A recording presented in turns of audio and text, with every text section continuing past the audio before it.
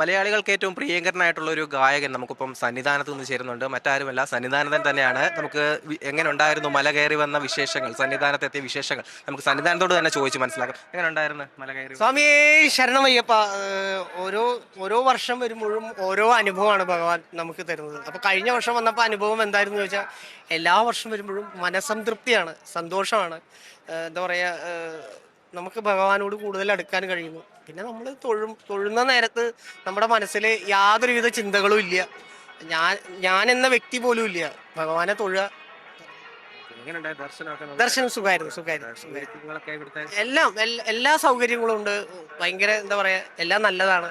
ഞാൻ ഭയങ്കര ഹാപ്പിയാണ്.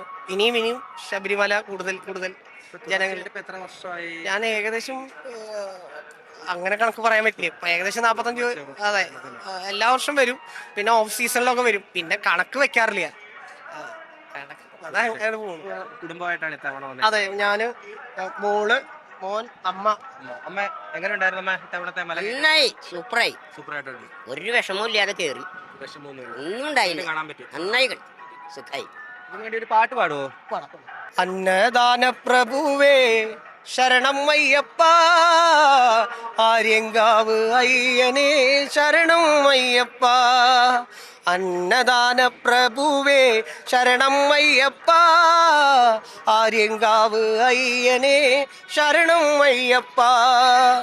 பொன்னடியை பணிந்து நின்றோம் சரணம் பொன்னையப்பா, பொன்னடியை பணிந்து நின்றோம் சரணம் பொன்னையப்பா. கண்ணனின் மைந்தனே சரணம் ஐயப்பா, சரணம் ஐயப்பா சுவாமி சரணம் ஐயப்பா, சரணம் ஐயப்பா சுவாமி சரணம் ஐயப்பா. വളരെ സന്തോഷമുണ്ട് കണ്ടതില്, നമുക്കൊപ്പം അല്പസമയം പങ്കിട്ടതില് സന്തോഷം. ക്യാമറാമാൻ ആശ്രയിക്കൊപ്പം മനീഷ് മഹാദേവൻ, കൈരളി ന്യൂസ്, സന്നിധാനം.